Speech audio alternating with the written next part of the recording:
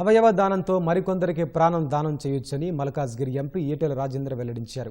Hyderabad necklace రోడ్డులో అవయవ దానంపై అవగాహన రన్ నిర్వహించారు. Mohan Foundation, Global Event Entertainment, Bank of India, Nippon Express సంయుక్త ఆధ్వర్యంలో సంజీవయ్య పార్క్ నుంచి 10K, 5K రన్ నిర్వహించారు.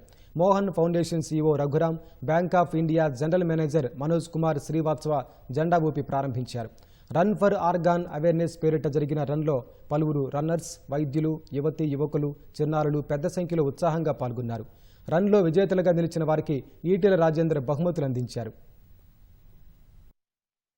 మన నుంచి కూడా బతకాలనే సంకల్పం ఉన్న వాళ్ళు చాలా మంది ఉంటారు. వాళ్ళకు ప్రోత్సాహం దొరకాల్సిన అక్కడ ఉంది, ఎడ్యుకేట్ చేయాల్సిన అక్కడ ఉంది, దీని ఇంపార్టెన్స్ ని తెలియజెప్పాల్సిన అక్కడ ఉంది.